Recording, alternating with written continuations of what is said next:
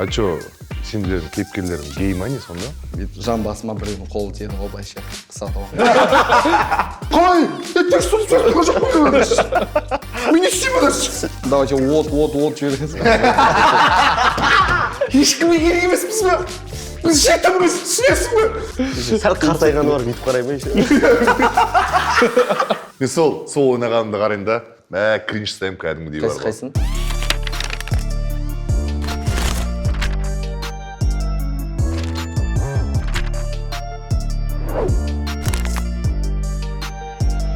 Ассалаумағалейкум, құрметті біздің көрермендеріміз. Сіздермен бірге бүгін мен, Шәріп Серік, және менің әріптестерім дегенде кішкене андай бір суық естілетін сияқты. Бұл менің достарым, бауырларым, Данияр, Жақсылық.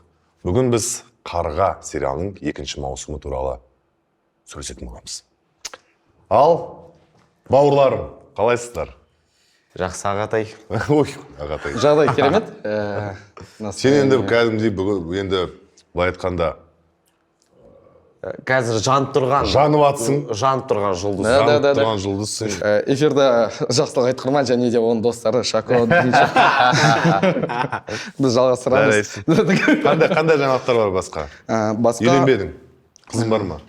Жоқ, қызым жоқ. То есть мен мынандай әдемілікті мен пока қызға қимаймын. Ладно, қойыңдар. Бір дұрыс түсінбей қалады. Бір рет, короче, осындай бір подкаст болады. И сонымен менде ойыма келеді ғой, осындай давай кішкене өзінше болып бір қудыртып көрейінші деп специально. И Даке ЗЗ бар ғой, сол жүргізеді Жозефина екеуі. И отырмын, короче, чисто өзіме көп алып. Осы, типа, төбелес сахналары қалай болды дейді. И мен айтамын, төбелес сахналарда, то есть Заманбекте. Команда келді, наматын адамдар келді. И 10 жігіт келді да, давай бой қояйық деп айтты. И мен тұрамын да, жоқ жігіттер, давайте 10 жігіт жабылыңдар, концовкасы қалай болады, өздерің көресіңдер. Реально төбелесек деп айттым. Без репетиция. Сонымен репетициясы и сценаристарға барып айттым. Жігіттер, сценарий қалай аяқталатынын жазбай қойыңдар, қазір көрсетемін деп айттым. Сонымен жігіттер, короче, бірінші дубльдан уже күшті шықты, и екінші дубльға жігіттер жарамай қалды уже. Одноразовый каскадер болған ғой да? Вот сондай болып қалды деп, в общем, өстіп айтамын. Сен жалпы наматтың балалары бұл подкастты көреді деп? Негізі көретін білем, және де ол наматтың жігіттері әзілді жақсы түсінетін де білем. Сол себепті сөйтіп үлкен ағаларым арасында бар, арасында еркелейтін бар ғой енді. Кім мен білем ғой. Енді өзіңізге де еркелеген кездерім болды. Біраз болды ақауындай да. Сонымен сонда прикольный моменттерге кішкене өзінше болып. Типа топ-3 актерді айт дейді Қазақстанда. Мен айтамын, ну давайте лучше менен кейінгі 3 актерді айтайын деп ше. Вот сондай примерно сөйтіп моменттер болады. Папаң қалай? Да, жақсы, шүкір. Сонымен концовкасында эфирді қарап айтамын. Құрметті көрермендер, бәрі әзіл болған. Мен енді артын жауып жатсың. Артын жауып жатырмын. То есть қалжың ретінде айтқым келген, настроением сондай болып тұрды. А так бәрі күшті, командаға рахмет, Сергейға рахмет, бәріне рахмет. То что маған осындай возможность бергенде деп аяқтаймын. И сол момент кесіп тастайды ғой. И все, соңында мынандай ол подкастқа барды да, өзімше ол мақтанып, андай бір өзінің мықты болып көрсеткісі келді, короче. Бірақ соңында мен ондай емеспін дегенде кесіп тастады да, просто бүкіл выпусктарды бірге мен деген андаймын. В общем, сондай болып қалдым. Жарайды, онда бүгін де керемет мүмкіндігің бар. Кешірім, қазір айтшы соны. Қазір айтсақ қимайды бізде. Құрметті көрермендер, ол кезде, то есть одан болашақта да мен ондай әзілдер тығатынымды білем. Сол себепті заранее білу жүріңіздер. Барлығы әрине қалжың ретінде айтылады, юмор ретінде қабылдаңыздар. А так мен өзім қарапайым, вот Шако, Динчо сияқты қарапайым жігіт. Біздің Жақсылық өте қарапайым жігіт. Да. Өте қарапайым жігіт. Соншалықты қарапайым бол, соншалықты өзіне көп алады. Басқа жаңалық жоқ. Жалпы.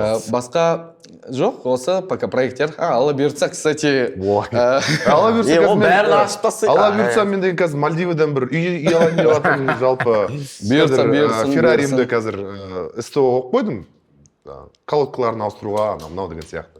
Жақында Феррари алып едім деп. Да, аумин. Осындай болсын, келесі подкастта уже бұйыртса. Сондай пландар болсын, Алла бұйыртса. Маған да жұқсы болсын енді. Бұйыртса жұқсы болсын. Алла бұйыртса, пока что 8 проект алып қойдым. Қанша? Жоқ. Осылай деп. Осы жылға ма? Осы жылға. Осы жылға пока, 8 проект, иә. түсесің. Онда просто мен айтып жатқан себебім, онда менде болмаған әлі ше, өмірімде. Сол үшін мен енді, сен енді опытың көп қой, енді мысалы, типа, сенің алғашқы жолдарың қазір өтіп жатыр, мен де айтқым келіп тұр да. Прям күшті ощущение да ол. Уже осы жылы, жалпы мынау 2025 жылы жұмыссыз жақсылық жүрмейді дейсің. Да. Қанша 8 жобаның ішінде қанша сериал, қанша кино? Бәрі кино. Енді 3-ші сезонды күтеміз деп отырмыз енді. Продолжение әлі пока келген жоқ, е? Или сіздерге келіп қойды ма? Ол сұраққа біз әлі ораламыз. Да? Енді Данирдің үшінші сезонда точно Қазбек ұмытылып кетеді ғой. Точно ұмытылып қалады ғой. Мен ойымша, сен 2-ші сезонда вообще даже ұмытылған жоқсың. Каждый көріп жатқан адамдар комментарияда мен оқимын да. Прям сұрайды ше, Қазбек келсе, типа Қазбек көрінсе деген сияқты сондай моменттерді оқып қалдым. Так что сен уже өзің как личность ретінде күшті қарға өзің образын, персонажын әдемілеп қалдырып кеттің. То есть адам кеткеннен кейін авторитеті қалады ғой бұл жерде. Сол сияқты сен мощный авторитет қалдырып кеттің, брат, сен. Бірақ өмірде барым ба осы? Өмірде жоқ адам сияқты айтып тұрған ше? Жоқ, енді қарғада деген, қарға проектісінде. Жоқ, әдем. Қалайсың, Данияр? Жақсы. Не жаңалық болып жатыр өміріңде? Мен қазір осы 1-2 ай бұрын. Сені жақсы тісе болған ба? Сен 1-2 ай бұрын деп ұрыватсың ғой. Жоқ, 1-2 ай бұрын ғана. Сол 2 жобада ғана бой көрсеттім. Ол телесериал «Қарыз» атты, одан бөлек біреуін атын ұмытып қалдым проект. Өкпе деп. Сондай бір нәрсе. Сондай жүр. Проект көп, жұмытады, есе сақтамайды. Қазір енді 2 проектті түскен соң білемін. Еще біреуін ғана ұмытып. Жақсы сияқты 8 есімде қалмайды ғой. Иә, ол өте қиын ондай нәрсені былай мида ұстап жүрсе. Сол қазір тек ән жазу, одан бөлек шоу-бизнес, той-бизнес. Той жүргізесің. Личный өмірің қалай болып жатыр? Личный өмір жақсы. Ән жазып жатырмын. Пока творчество, өзім творчестводан алыста кетпес үшін ғой ол. Духовно. Былай форме болып жүрген дейсің. Иә, мүмкін солай, білмеймін. Тартасың ғой сен айтпақшы. Аспаптарда ойнаймын ғой жалпы негіз. Жақында Ямаха сатып алдым. О, керемет. Просто старинный, ностальгия. Махаббат жүрегіңде. Иә, сондай болып тұр ғой. Махаббат жүрегің бос па? Туннель болып жатыр ғой. Туннель болып жатыр ма? Эхоға қарай. Сондай. Жарайды. Өзің айтқандай жассың ғой әлі. Әлі де болашақта бәрі болады. Бәрі болады деген бізде сенімдеміз. Айтпақшы, бірінші сезонда мен андай бір комментарий оқыған бірінші сезонда. А чё, сендердің кейіпкерлерің гей ма не сонда? Менде басында подозрение болды. Сондай ма? Так. Жаңа темекім бучогын айтсайшы. Иә, жақсы. Хорошо. По-моему, бірінші сезонда бізді чисто ұстап тұрған, это наркотик болатын, Анаша, иә? Екеуміздің да? Чисто Анаша. Арамызда связь сол болды ғой енді, өте жақын болдық. Сол арқылы жақсы дос болып, сенің арқанда, то есть мен жігіттермен танысып, сөйтіп араласып кеттік қой. И, то есть тура сол моментте, айта кетейін да, как раз, сол моментте өмірдегідей и кинодағыдай почти бірдей болды ше состояние. То есть өмірде сендер дружен осындай. А мен ол жақта еще кастинг болдым, кстати, сол момент. Бірінші сезонда. Мен да бәріне шай тасып беремін, кофе, анау-мынау неше тамақтарын дайындап қоямын осыласа. И параллельно Нұралидің съемкасы деген кезде все болды. Рахат. Да, рахат ол кезде. И сол кезде келемін, сендер қалайсыңдар? Сол моментте. И Нұралидің персонажы тура сондай, да? Когда өз жеке жүреді, сендердің қастарында, чуть өзін не в своей тарелке сезінеді ғой. Сондай моменттер болды. Мен ойладым, а вот екінші сезонда, типа, короче, Қазбек көріп жүрсің ба? Екінші сезонда мен шынымды айтсам 4-ші серияға дейін көрдім. Мүлдем екінші маусым мүлдем басқа сериал шықты деген пікірге. Деген пікірлер болды. Келсесің бе? Жалпы. Бірінші сезонды көріп, артын суытпай, екінші сезонды бірден көрсең, ондай пікір қалыптаспайды. Ал бірінші сезонды көріп, араға біраз уақыт салғаннан кейін екінші сезон шықты. Поэтому адамдар мнениясы сондай болып отыр. андай типа екінші сезон что-то басқаша болып кетті деген сияқты ше суып қалды потому что сен ше ондай пікір жоқ негізі. Ну менің бірдей. ойымша бұл ойымша. өзгерістер әрине бар, но в лучшую сторону деп ойлаймын, потому что қазір заман дамып жатыр. Ол бір жылдың өзі негізі үлкен уақыт, адам деген өсу керек сол арада. И бұл жақта уже форма подачи, сценарий, актерлар, режиссер бәрі новый деңгейде түсіріп деп ойлаймын. То есть зрительге қалай ұнайды. Вдруг если тура бірінші сезондағыдай түсірсе, вдруг уже өтпей қалатын бет деген сияқты бір ой қалыптасады да. И менің ойымша біз дами беруіміз керекпіз. Дамыған екінші сезон. И маған ұнады. Адамдар әлі новый форматқа үйренген жоқ. Мен Нұржігітті жақсы білемін. То есть біз бір жүргенімізде бірге оқыдық академиясында. Сен де бірге оқыдың ба? То есть бірге болған, мен старшак болдым. Мен жоғары курста оқыдық ғой. Үшінші курста болғанда Нұржігіт бірінші курста болған. И Нұржігіт, по-моему, Нұржігіттің видениясы өте жоғары, негізі Нұржігіттің видениясы. И менің ойымша кейбір адамдар... Көзқарас дейсің ғой мына. Да, көзқарасы. Екінші маусымға. Да, екінші маусымға деген көзқарас. Жалпы өзінің көзқарасы, киноға деген, творчествоға деген көзқарасы бөлек. Келсем. Мен ол жігітті білемін. Бірінші, екінші, үшінші сериялардан бастап драма ғой, бұл енді өте қатты драма. Оған задача берілді. Бітіріптесің, аха. Оған задача берілді. Ол сол задачаны максимально өзінің көзқарасымен түсіріп шықты, максимально. И көрермендер может оны қабылдамауы мүмкін изначально. Но я думаю, алдағы проекттерден бастап көрермен оны түсінеді, оның вайбын түсінеді. Как эксперимент ретінде может быть қабылдауы мүмкін. Бұл жерде түсінетін нәрсе өте көп. Да, бағанағы тема ғой. Эксперимент ретінде бізде бірнеше вариант болды, бірнеше стильда түсіру. И давайте мұны формасын көрейік деді да, түсірді. И проканает, нет, көреміз. Может, басқаша түсірген кезде вообще атпай қалатын бет деген сияқты сұрақ бар. Но мен ойымша жаман емес, жақсы. Сен не айтып жатыр едің? Бағана Нұржігіттің түсірілген стилистикасы. Бүгінгі біздің кішігірім подкаст десек те болады. Біздің подкастымыз кәдімгі Нұржігіттіңге мақтаумен өтетін болды ғой. Мақтау, иә. Бірақ енді неге мақтанбасқа? Конечно, әбден лайк. Дебют қой ода. Я дебют. До этого бір полный метр түсірді. Бәсе, бля. Ладно, шучу. Нұржігіт көріп тұрсың ғой. Атын ашып қойсам.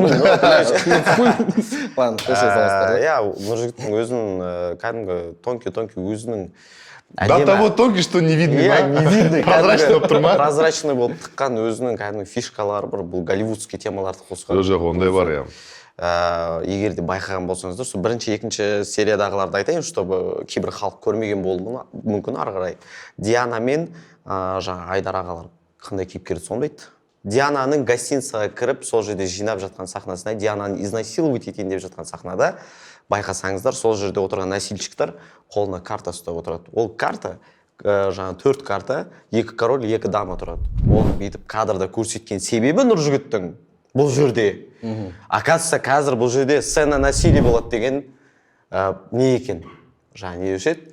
Знак береді екен, оказывается. Мен оны Нұржігіттің өзін аузынан естіп, кәдімдей бүйтіп. 2 король, 2 дама деген сонда мағына береді. Иә, кәдімдей. Ол қай жерден ондай мағына?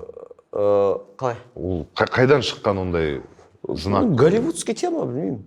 Бір жерден көрген ба? Иә, бір жерден көрген болса. Ол жақсы, бұл сұрақты Нұржігітті шақырып алып оған... Иә, енді бұл жерде мен оны не істегенім? Алдына. Логично сияқты. Айт дейсің. Логично сияқты ол. Ұрлау туралы. Иә, логично сияқты бәрі. Ол енді кәдімгі подход қой өзінің.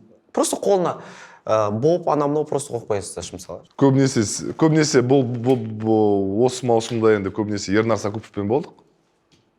Әділ кейіпкерімен. Иә, Ернар мырзаның барлығы мақтап отыр кәдімгідей. Екінші маусымда бар ғой, мені өлтірген 2 актер Жақсылық пен Ернар ғой. Жақсылық деген. Күлдірте береді ғой мені. Артурға байланысты ғой бәрі, Еще ол бірінші сезоннан бастап келетқан андай бір приколдары бар өзінің. Маған өтетін, білетті маған өтетін. Басқа ешкім өтпейді. Бүйтіп, кадр енді, приготовились дейді, деп қарайды маған бүйтіп. Кім? Мынау. Бүйтіп қарайды. Мен түсінем де қазір. Бір нәрсе бүлдірейін деп тұрған. Братан дейді, кетем ғой. Қандай сөзбен өлтірдің осы екінші маусымда мені? Есімде жоқ, но в основном... Алгоритм. Да, алгоритм. ұмытып кетсең мен сені есіңе түсірейін. Алгоритм, ол сөз. Жынды мынау деген. Маған енді андай бір сөйлемде екі алгоритм деген сөз жазып қойған ғой. Именно Траношако. Прикинь, 6 рет айтсам деймін. И бір уақытта ой келеді.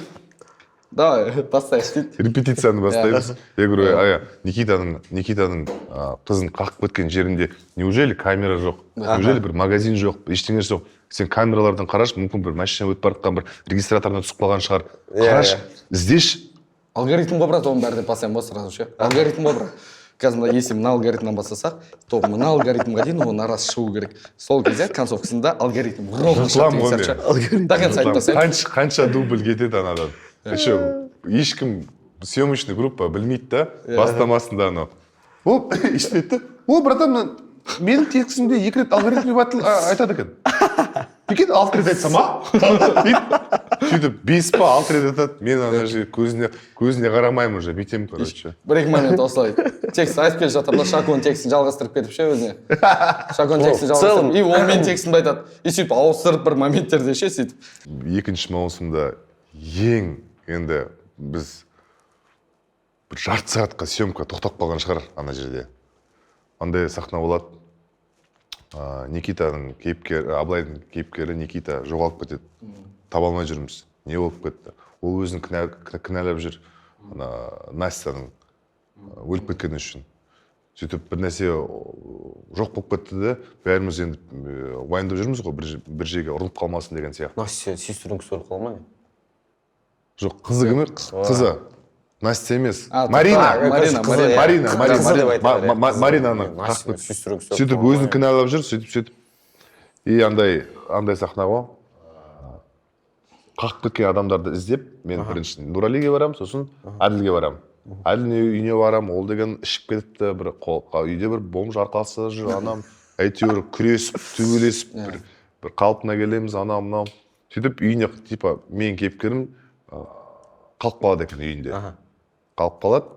И таңертең тұрған кезде Настя звондайды. Солай Қанат. Жоқ, осы моментте айтады, солай Қанат Никита жоғалып кетті. А еще біз типа ұйықтап атамыз, біз күресеміз, мен туалетке апарып құсқызамын, бетін жуамын, мынау әйтеуір. Біраз шаруада. Біраз сахна өтеді. Иә, біраз сахна өтеді. Мен телефоным деген дәретханада қалып қалады. И типа перспективамен түсіріп жатыр ғой, төсекте Әділ жатыр, диванда Қанат жатыр. И жаңа, кім анау, дейді Ернар. Мен жатырым, уже күлкім келіп жатыр да ананың. Кімнің телефоны дейді анау. Менің телефоным ғой деп, туалетке барам. И типа, Настя, как потерялся? Анау деп шығам ғой. Телефонымды бүйтіп қоям. Никита жоғалып кетті. Ернар шығады. Үстінде андай бір көк қалады. Жоғалған, беті былай. Сақал өсіп кеткен. Мен тұрам да бүйтіп. Кім? Настя ғой. Не болды? Никита жоғалып кетті дейді. Тұрады да анау. Ол кім шеш? Бля, Никита пропал. Ол кім шеш? Мен бүйтіп тұрам. Ол кім шеш? Текст бойынша мен. Досым ғой, есіңде ме? Орыс жігіт, бір көзі жоқ деген. Ол кім шеш? Ары қарай жылмай жүрмейді ғой. Жаргондарына салып жібердің ба? Мен айтам, Ернар, қойшы. Қоспай қойшы ана жерге. Ол кім деп айта салшы. Ернардың енді темпераментін дейсің ғой, атыраудың андай жаркий жігіт қой анау. Тұт, текстесін жазып тұр ғой бүйтіп. Ол кім деп тұр ғой. Ананы көріп, вообще тоқталмай қалам ғой. Сөйтіп, менің бір дубльмен, бір кадрмен түсіргісі келді ғой, Нұржігіттің. Мен бетіп тұрам, анаға барам, келем, анау, Настя, анау, кім ол? Настя ғой, не дейді, не болды дейді. Солай, Никита жоғалып кетті. Ол кім шеше? Сөйтіп, стоп, жақсы, давай біз деген кадр жасап, ана жерде монтажына бір нәрсе ойлап табам, сен бүйтіп кірде, сразу деп бастап кет. Настя ғой некеде жоғалып кетті. Ол кім ше? Бүйтіп барып жақсылыққа барам. Жақсылық. Бұлдыр братан деді ма? Братан ана іште алып тастайықшы, өтініш ана ойналмай жатыр. Әйтеуір бір 7-8 дубль жасаймыз. Ол кім ше? Ол кім ше? Ол кім ше? Күле береді. Шығып кете береді да. Ха-ха ұстап қаласың ғой моментте. Ішіне кіріп кеткен кезде. Да. Шығар, қиын ол. Шығар. Қиын бұл қалады. Тұрамыз да. Так, стоп дейді. Бүкіл камералар стоп. Барып шай іш дейді маған. Мен шай ішем. Ернар шығады, қалатын. Мен Ернардың түріне қараймын, қайтып күлемін. Мен көріп. Анадан қашам ғой Ернардан. Ана жерде бір качеліде отырам. Ернар Крафттың алдында отыр. Крафт ол шай, тамақ ішетін жеріміз. Анау жарым ба? Не сөйлесің ана жерде дейді. Ананы естіп қайтып күлемін қайтып. Әйтеуір түсіре алмадық біз ана сахнаны. Басқа сахнаны түсіреміз. Пауза болады, тағы да пауза болады. Сөйтіп ораламыз да. Ақырында мен бүйтемін де Ернардың көзіне қарамаймын ғой. Ол кім ше? Досым деймін. Досым ғой. Есінде ме анау бір көзі жоқ, иә. Басымда кепкамды бір точканы ұстап алғансың ба? Бір точка қарап тұрамын ғой, ана полда бір нәрсе тауып ұстап аламын, соған қараймын бүйтіп. Осында деген. Басыма кепка киемін де бүйтіп. Жақсы. Кешке жақсы, кешке хабарласамыз деймін де. И бүйтіп кадрдан шығып кетемін де. Деймін ғой ана жерде. Сондай бір күлкілі моменттер болған. Офигенно. Күшті күлкілі. Кетші бар.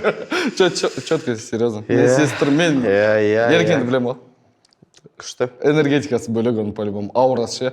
Андай подачасын өзі күлкілі ғой. Мықты ғой оның. Ол еще күлдіртем деп жасамайды ғой. Да. Егер ол... Жоқ, ол еще өмір сүреді ғой, кәдімгі. Реально, да. Өзінің айтқан сөздеріне переживать етіп кетеді ғой. Қалай сондай? Қалай? Тек сөз жоқ қой. Мен не істеймін? Қолмаңдайсың ба? Сәл қартайғаны бар, бүйтіп қарай ма еще?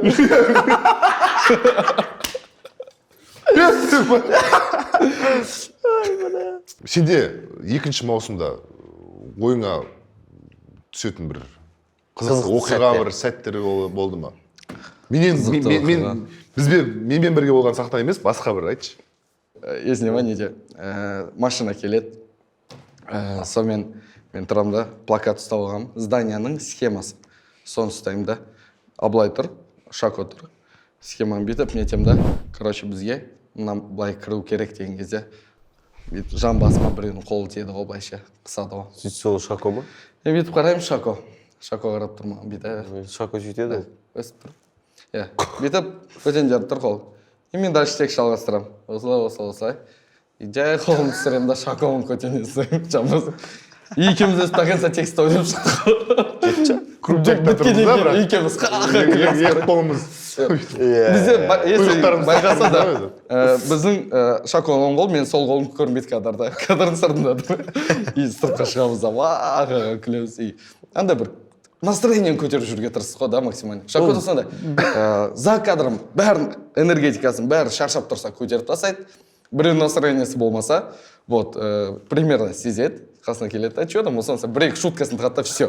Бүкілі дайын. Бәрі да. Уже жұмысқа кірісуге дайын. Негізі, іні болып, соны сен жасап жүр керек. Соңға аға болып өтпе керек қол.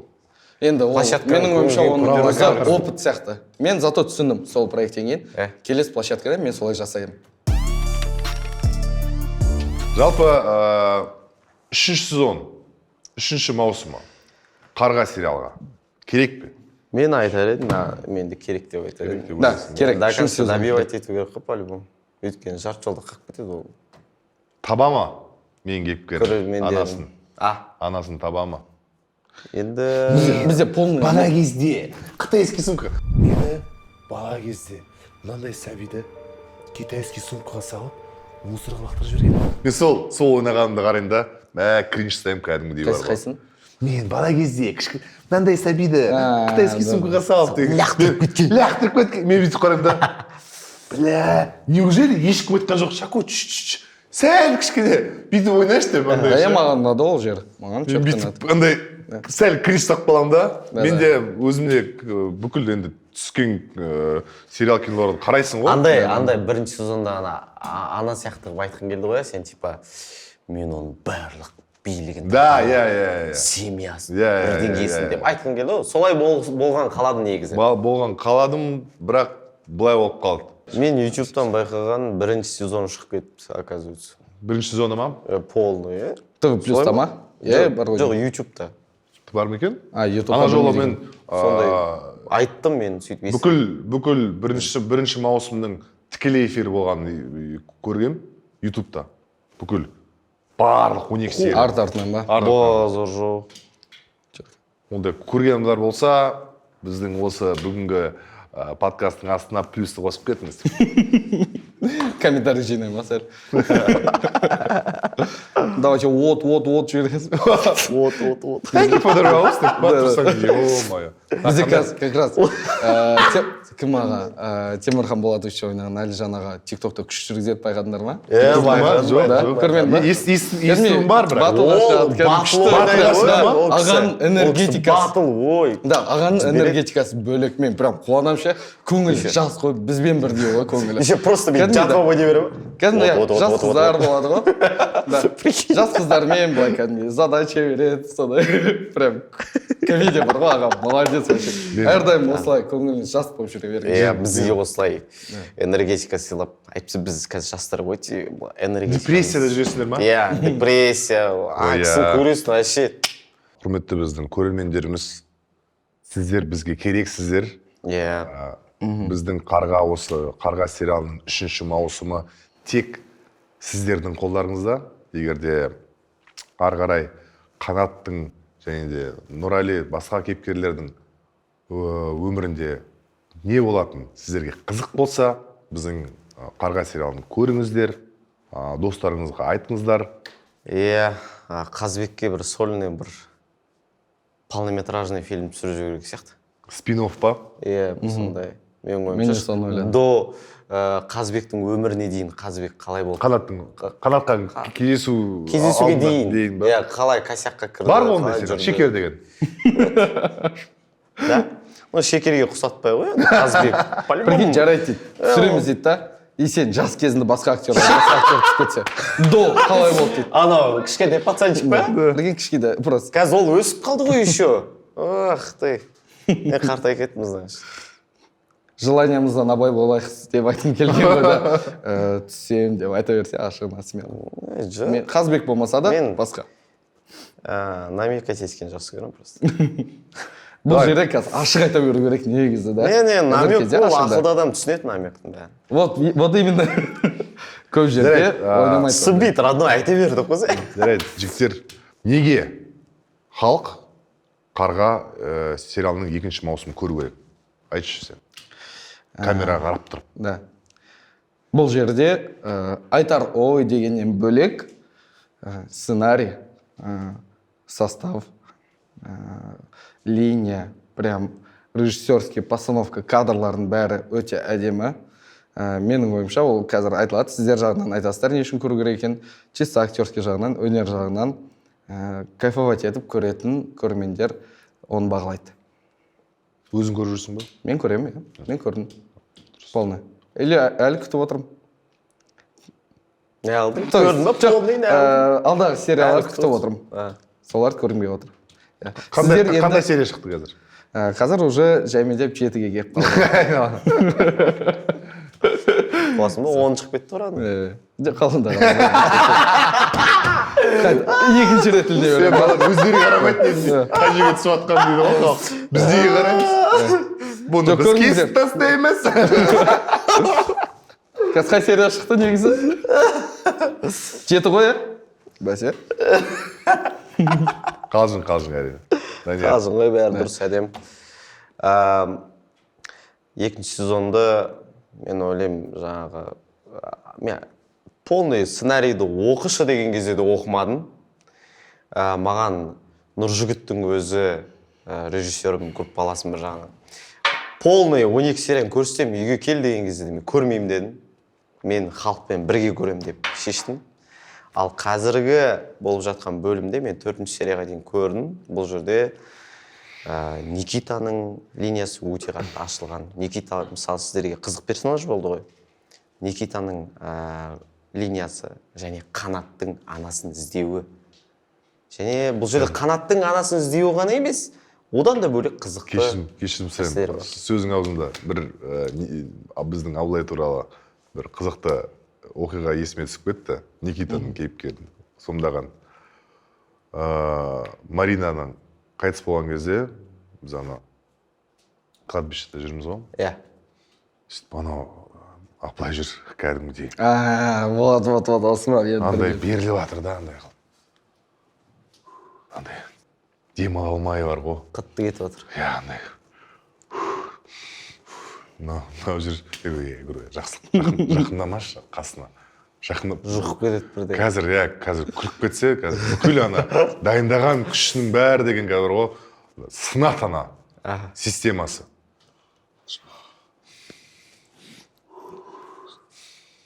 Сөйтіп андай. Состояние прям. Мен ақырындап жақындап Абылайға айтамын. Бауырым, сен қазір сұрасайшы, бірінші қандай кадр түсіріп жатыр. Мүмкін общий план шығар. Общий план болса, мен саған бір айтатын бір ақыл кеңесім бар. Өзіңді қатты ондай беріп сама. Ойна, енді бүкіл текстің бәрін ойнап шық. Мизансцена бойынша қолдарыңды қалай не істейді. Бірақ өзіңді қатты беріп сап. Крупныға күшің қалсын деген Күшің бітіп қалады. Конечно. Все, братан, все, бәрін түсіндім, ақа дейді. Мен бүйтіп қарап тұрмын да, көріп тұрмын да камера. Бәленбай жерде тұрған. Абылай, кім? Особо қандай қатты берілмей қойшы деп жатыр. Все, брат, түсіндім, аға. Деп тұрғандай. Абылай қойға. Сөйтіп, начали да бастайды, кадры кереді. Кәдімдей жылап, мұрнынан боғар қылып ананың бар ғой. Да? Деп андай, дауысы өзгеріп, жылап, денесі дірілдеп, ортамызда тұр ғой. Мен ана жақсылыққа қараймын. Анау екі көз менде, мен ананың көзіне қараймын, көзімді бұрамандай ше. Братан деп. Иә. Сонда біз ешкімге керек емеспіз бе? Біз шайтанбыз, түсінесің бе? Шайтанбыз деп. Онда крупный планда апшекті кәдімдей задылап беріліп жатыр. Бірімізге қарап қоямыз андай, типа. Мынауың деген бе? Молодец деп. Тащит. Тащит. Анаға все, стоп! Теперь крупный план деген кезде. Бүйтеді ана. Абылайды көздеген. Өзгеріп күледі. Как крупный план деген. Я говорю, мен ешті.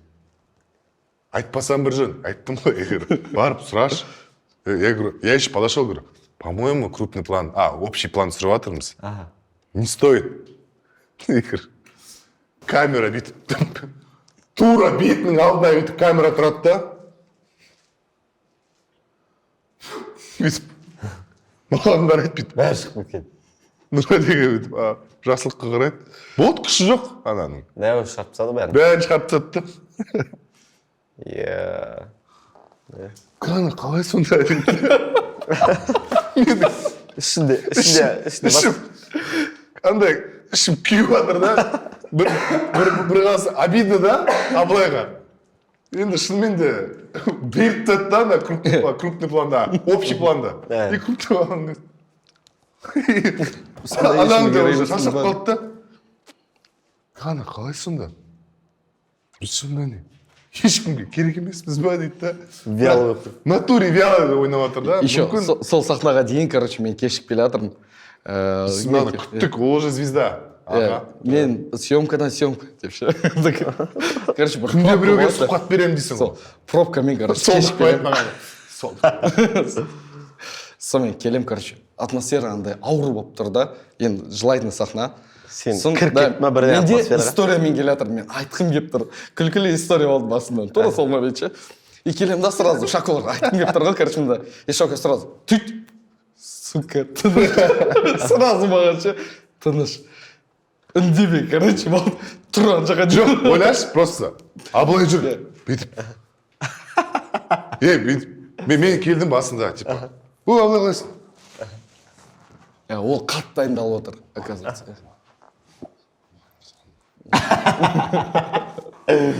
надо туризовать. Потом, бұға өсет дейді. Брат, мынау. Аяғын осылай қой. Екі көзімен де, кішкене текст мына жерде бүйтіп андай ше, кішкене аузыма дұрыс кетмей тұрған сияқты да, не ложится да текст. Қалай айтсам болады, мынауың деген, мен красавчик. Бүйтіп айтсам жақсы болады, да? Егер бүйтіп айтсам, да? Ойнап беріп жатыр да маған. Дайындалып жатыр ана жігіт кәдімгідей. Ой, красавчик. Хочешь, жақсылықпен сөйлесіп көреміз, сол текстің ішіне енгіземіз сценарийге. Сөйтсеңіз братан, жақсы болушы еді дейді. Жақсылық көремін, жақсылық ана біздің Абылай деген кішкене өзгерістер қалап жатыр. Өйстіп істесек қалай болады? Давай, ничего страшного. По состоянию қарай берсін де. Дейді да. Общий планда ұрып тойды да. Крупный план, бетін түсіріп жатқан кезде. Еще. Уже настроениесі жоқ та уже. Қана, қалай сонда? Сонда Абылай брат, кешірші. Сонда біз ешкімге керек емеспіз ба дейді. Уже күші жоқ. Мама. Энергетика бәрі шарт тастады ғой. Мынау тұр. Көзінде ана айтқысы ет тұрған әңгімесі былай. Андай. Просто жігіт тұр да әңгімесі. Состояние басқа жақта ма уже? Бегущий строка сияқты анда уже. Цитатасымен бүйтіп. Қазір айтқым келіп тұрады да. Стоп, снял. Сей, бару. Короче, сонда отыр. То есть, и мен уже түсініп тұрмын да, то, что Абылай қазір қатты дайындалып отыр. Реально дайындалып отыр. И мен осындай настроймен келем да, резко. Шока тұрды, тыныш, бля. Все, тыныш дейді. Сейчас сразу түсінем ше, то, что болды. Кетіп тұрдым, Абылай дайындалып отыр. И Абылай чуть былай шықса. Короче, осылай. Әңгімен шетін айтам, Абылай келіп алады, үндемей қаламын осылай. Абылай дайындалып отыр, осылай қайта келіп. Шетін айтады да, маған уже қызық болып отыр. Шетін айтып. Ақыры аяқтай алмай почти соны. Еще былай ғой. Бүйтіп екеуміз тұрмыз. Анау маған әңгімесін айтып жатыр да. Абылай алдымызда тұр бүйтіп. Ну, артында. Еще петличкам былай соғансың былай ше. Анау тұр, алдымызда, артына алып тұрмыз.